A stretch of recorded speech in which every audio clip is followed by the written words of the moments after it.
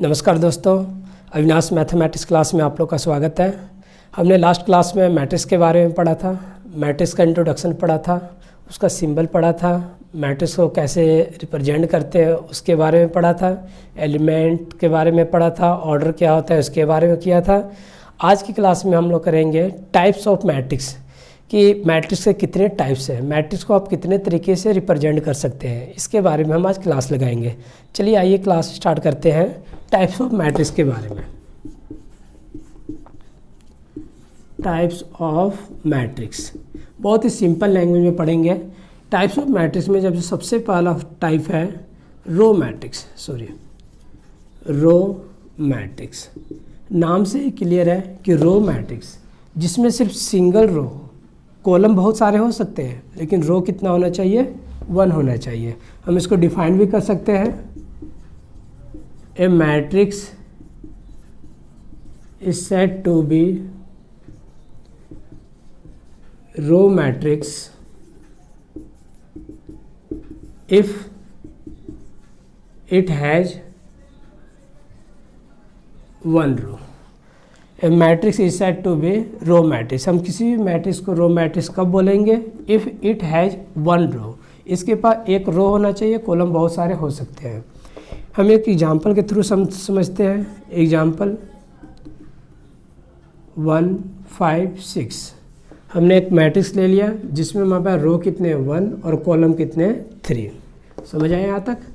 इसी तरह हम सेकेंड वन पढ़ेंगे, column matrix. Column matrix, column matrix का डेफिनेशन सेम है। रो मैट्रिक्स में क्या था, सिंगल रो होना चाहिए। कॉलम मैट्रिक्स में क्या होना चाहिए, सिंगल कॉलम होना चाहिए। रो बहुत सारे हो सकते हैं, तो हम इसको डिफाइन कर सकते हैं। A matrix is said to be column matrix if it has 1 column. हम कॉलम मैट्रिक्स को कैसे बोल सकते हैं, कोई भी matrix, a matrix is said to be column matrix. कोई एक ऐसा matrix if it has 1 column, जिसके पास कॉलम सिर्फ एक होना चाहिए, रो बहुत सारे हो सकते हैं। इस पे एक एग्जांपल समझेंगे। 5, 1, 2, 3/1। कॉलम कितना आपके पास 1, रो कितने हैं 3 है। ठीक है, इसी के साथ आगे भी करेंगे टाइप्स। ये समझ आ गया आप लोग को, रो मैट्रिक्स, कॉलम मैट्रिक्स। ठीक है, देन स्क्वायर मैट्रिक्स। नाम से ही क्लियर है, स्क्वायर मैट्रिक्स। स्क्वायर क्या है, इक्वल, लेंथ और ब्रेथ दोनों इक्वल होना चाहिए। जनरली हम स्क्वायर उसी को बोलते हैं। थर्ड टाइप है स्क्वायर, स्क्वायर मैट्रिक्स। स्क्वायर नाम से ही क्लियर क्या, स्क्वायर जिसका लेंथ और ब्रेथ दोनों आपस में क्या होना चाहिए, इक्वल होना चाहिए। तो हम कोई भी मैट्रिक्स को स्क्वायर मैट्रिक्स कब बोलेंगे, इफ़ नंबर ऑफ रो और number of column are equal. इसका नंबर ऑफ रो और नंबर ऑफ कॉलम्स क्या होना चाहिए, इक्वल होना चाहिए। इसे हम क्या बोल सकते हैं, स्क्वायर मैट्रिक्स। इसको सिंपल लैंग्वेज में समझेंगे, m equal to n। m4 आपके पास हो गया रो और n4 हो गया आपके पास कॉलम। जहाँ पे रो और कॉलम आपस में इक्वल हो जाए उसे हम क्या बोल सकते हैं, स्क्वायर मैट्रिक्स बोल सकते हैं। एक एग्जांपल समझेंगे इसमें। कोई भी मैट्रिक्स ले लेते हैं 2/2 ऑर्डर का, 5, 1, 2, 6, जिसमें हमारे पास 2/2 ऑर्डर का है। अगर हम 3/3 ऑर्डर का लेना चाहें तो मान लेते हैं कि मैट्रिक्स बी है, 1, 2, 1, 3, 5, 1, 1, 6, 1। ये हमारे पास क्या हो गया, 3/3। Number of row, number of column यहाँ भी इक्वल है, m और n। m equal to n, यहाँ भी m और n दोनों आपस में इक्वल है। इसे हम क्या बोल सकते हैं, स्क्वायर मैट्रिक्स बोल सकते हैं। समझ आया सबको। देन इसके बाद जो सबसे इम्पोर्टेंट टॉपिक है, इसके बाद स्क्वायर मैट्रिक्स के बाद यूनिट मैट्रिक्स यूज होता है जनरली बहुत सारे सब में, डिटर्मिनेंट्स में भी यूज होगा आपका, तो इसको ध्यान से देखिएगा। चौथा नंबर है unit matrix. Unit matrix, unit matrix को हम आइडेंटिटी भी बोल सकते हैं, आइडेंटिटी मैट्रिक्स। अब यूनिट का मतलब क्या होता है, 1 होता है। लेकिन कैसे 1 होता है, क्या सारे एलिमेंट 1 होना चाहिए? नहीं, इसके भी कुछ स्पेशल टाइप्स हैं और इसका कुछ स्पेशल डेफिनेशन है कि यूनिट मैट्रिक्स जब कभी भी होगा वो स्क्वायर फॉर्म पे होगा, स्क्वायर मैट्रिक्स के। तो हम इसको लिख सकते हैं, इसका डेफिनेशन, एवरी स्क्वायर मैट्रिक्स मतलब जब कभी भी यूनिट मैट्रिक्स हो तो उसको क्या कंडीशन होना चाहिए? वो स्क्वायर होना चाहिए। Every square matrix in which diagonal is 1, diagonal क्या होना चाहिए? 1 होना चाहिए, and remaining elements are zeros, और रिमेनिंग एलिमेंट्स क्या होना चाहिए? 0 होना चाहिए यहाँ पे। तो अब देख लेते हैं, इस पे एक एग्जांपल कर लेते हैं। तो सबसे पहले देख लेते हैं कि यूनिट मैट्रिक्स को हम कैसे डिनोट करते हैं। It is denoted by I, capital I से शो करते हैं हम यूनिट मैट्रिक्स को। हम 2x2 ऑर्डर का एक मैट्रिक्स ले लेते हैं एग्जांपल में, 1 0 0 1, ये हमारे पास क्या हो गया? 1 1 हो गया। रेस्ट एलिमेंट क्या है? 0। अगर 3x3 ऑर्डर का बनाना चाहे, 1 0 0 0 1 0 0 0 1, ये हमारे पास डायगोनल कितना है? 1, रेस्ट है। इसी तरह 4x4 ऑर्डर का भी बना सकते हैं, 1 0 0 0 0 1 0 0 1 0 1 0 0 0 0 1। इसी तरह आप यूनिट मैट्रिक्स को डिफाइन कर सकते हैं। इसका यूज आपको डिटरमिनेंट्स में भी करना होगा। ठीक है, समझ आ गया यहाँ तक? इसके बाद हम स्केलर मैट्रिक्स पढ़ेंगे। स्केलर मैट्रिक्स क्या है? स्केलर मैट्रिक्स भी बड़ा ही सिंपल ट्रिक है उसका भी। 5th number type, scalar matrix. Scalar matrix क्या है?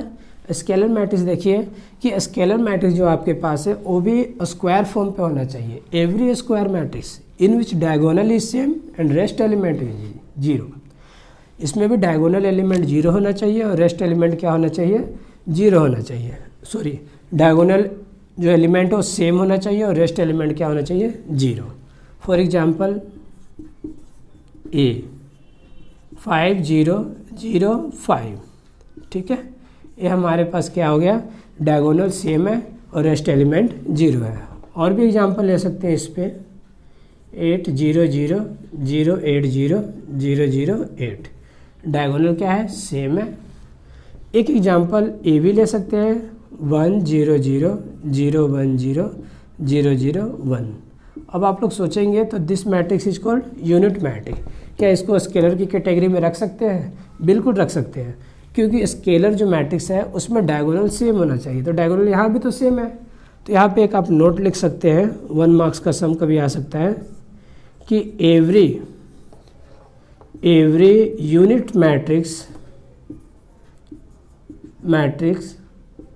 Is called scalar matrix, but every scalar matrix is not called unit matrix। मतलब इसका यह है कि कोई भी यूनिट मैट्रिक्स को आप स्केलर मैट्रिक्स बोल सकते हैं, लेकिन स्केलर मैट्रिक्स को आप यूनिट मैट्रिक्स नहीं बोल सकते। समझ आया? गुड। इसके बाद आपके पास है 6 number type, diagonal matrix. Same definition, every square matrix. Diagonal matrix भी कैसा होना चाहिए? स्क्वायर मैट्रिक्स के फॉर्म पे होना चाहिए। इन विच डायगोनल इज डिफरेंट, इसका डायगोनल डिफरेंट होना चाहिए और रेस्ट एलिमेंट क्या होना चाहिए? 0 होना चाहिए। एग्जाम्पल के थ्रू समझेंगे इसको भी। कोई भी मैट्रिक्स ले लेते हैं, 2x2 5 0 0 8, डन। यहाँ पे हमारे पास क्या हो गया? डायगोनल क्या हो गया? 5 और 8, और रेस्ट एलिमेंट क्या है? 0। इसी तरह भी हम ले सकते हैं कोई भी 8 0 0 0 5 सॉरी 0 0 0 और यहाँ पे 7 ले लेते हैं। यहाँ पे डायगोनल क्या है, सेम है, इसे हम क्या बोल सकते हैं, डायगोनल मैट्रिक्स बोल सकते हैं। इसको कई बार रिप्रेजेंट करना होता है तो डायगोनल मैट्रिक्स को कैसे रिप्रेजेंट कर सकते हैं, तो इसको मैट्रिक्स दो टाइप से कर सकते हैं इस डायगोनल मैट्रिक्स को। सबसे पहले तो ए, इसको आप डायग लिख दीजिएगा, डायग लिख के आप अगर 2/2 ऑर्डर का है तो 5, 8, ठीक है। अगर मान लेते हैं आपके पास ए मैट्रिक्स है नीचे वाला, तो बी इक्वल टू डायग लिख के हम लिख सकते हैं 8, 5, 7। यहाँ से पता चल जाएगा कि ये 2/2 ऑर्डर का है और ये कितने बाय कितने ऑर्डर का है, 3/3 ऑर्डर का है। समझ आया यहाँ पे, ठीक है, उतार लिए, गुड। इसके बाद हम करने जा रहे हैं इक्वल मैट्रिक्स।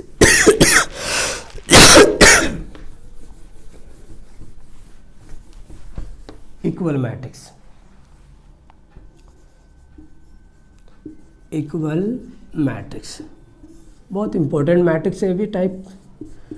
इक्वल मैट्रिक्स नाम से ही क्लियर है यहाँ पे कि इक्वल मैट्रिक्स क्या होता है। इक्वल मैट्रिक्स हम किसे बोल सकते हैं, यहाँ पे इक्वल से हमें ये बात क्लियर है कि दो मैट्रिक्स में कंपेयर किया जा रहा है।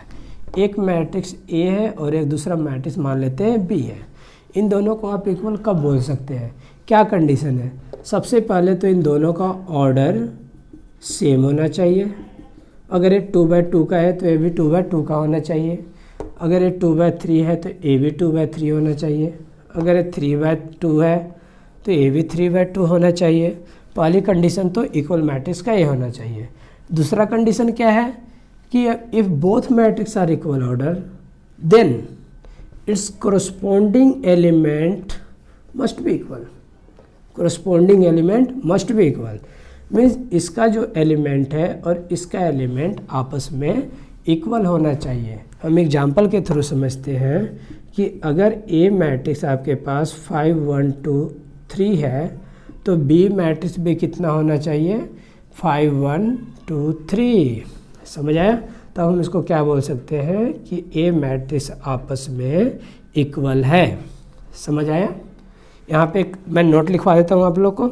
नोट कई बार यहाँ से 2 मार्क्स के सम आ जाते हैं, 2 मार्क्स में आ जाएंगे समय।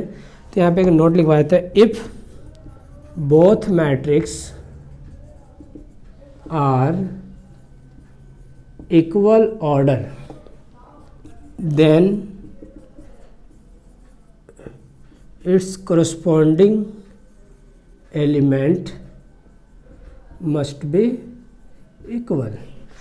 अगर आपके पास दोनों मैट्रिक्स इक्वल ऑर्डर में है तो then its corresponding element must be equal.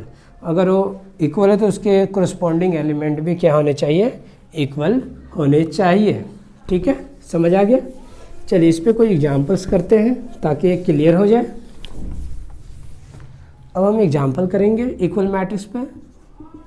पहला example, if a equal to x y z omega and b equal to 1 2 3 4 such that a equal to b, find x y z and omega। इसको solve करना है। तो solve करने के लिए हमारे पास condition क्या है, a equal to b। a आपके पास कितना है, x y z omega equal to 1 2 3 4। हमने अभी क्या किया था कि 8 इक्वल मैट्रिक्स दोनों हैं तो इन दोनों का जो एलिमेंट है वो आपस में कैसा होना चाहिए, इक्वल होना चाहिए। तो इसका फर्स्ट एलिमेंट फर्स्ट के बराबर हो जाएगा, सेकंड एलिमेंट सेकंड के बराबर, थर्ड एलिमेंट थर्ड और फोर्थ एलिमेंट फोर्थ के बराबर। ये आपके पास क्या हो गया, आंसर। ठीक है, देन ये तो समझ आ गया सभी को। इसके बाद हम क्या करने जा रहे हैं, इक्वल मैट्रिक्स के बाद, इक्वल मैट्रिक्स के बाद हम करने जा रहे हैं इसमें, चलिए एक दो एग्जांपल और कर लेते हैं। अगर आपके पास एग्जांपल 2 में अगर आपके पास ऐसा दिया हो x + y + z y plus z and z आपके पास ऐसा दिया हुआ है 1 2 3, तो इसमें एक्स वाई जेड की वैल्यू निकालनी है तो कैसे निकालेंगे? तो ये मैट्रिक्स कितने बाय कितने ऑर्डर का 3/1 और ये भी कितने बाय कितने 3/1। हमें निकालना है find x plus y plus z की वैल्यू कितना होगा। ठीक है, तो हम देख लेते हैं x प्लस वाई जेड की वैल्यू कितना होगा। सबसे पहले हम किसकी वैल्यू निकालेंगे? z। सॉल्यूशन z की वैल्यू कितनी है 3 है, फिर y plus z equal to 2 है। z की वैल्यू हमने अभी निकाला है z इक्वल टू कितना आपके पास है z equal to 3 equal to 2, then y equal to 2 -3 और y इक्वल टू कितना हो जाएगा -1। इसी तरह हम यहाँ पे x plus y plus z की वैल्यू 1 है, तो यहाँ पे x की वैल्यू हम निकालना चाह रहे हैं, तो x की वैल्यू तो पता नहीं, y की वैल्यू -1 और z की वैल्यू कितनी है 3 इक्वल टू 1, तो x प्लस का 2 equal to 1, then x equal to कितना हो गया 1 -2, देन x की वैल्यू -1 आ गया। अब हमारे पास निकालना है कि x plus y plus z की वैल्यू कितना होगा, तो हम यहाँ पे वैल्यू पुट कर देंगे। x की वैल्यू कितना हो जाएगा -1, y की वैल्यू -1 और z की वैल्यू 3। हम -2 + 3 इक्वल टू 1 हम जनरली यहाँ पे ऐसे निकाल दिए। ये तो जनरली यहाँ भी इतना x प्लस वाई जेड की वैल्यू 1 आ गया, लेकिन कई बार इस टाइप के सम आ जाएंगे जहाँ पे आपको अलग अलग वैल्यू निकाल के a प्लस करना होता है। ठीक है, समझ आ गया। देन इससे रिलेटेड बहुत सारे सम आपको मिल जाएंगे जहाँ पे इक्वल मैट्रिक्स होगा, जहाँ पे कभी ABCD की वैल्यू निकालना होगा, कभी XYZ ओमेगा की निकालना होगा, कुछ भी हो सकता है इसमें।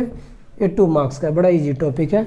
यहाँ पे आप लोग का एक्सरसाइज 3.1 आप कंप्लीट कर सकते हैं। ठीक है, देन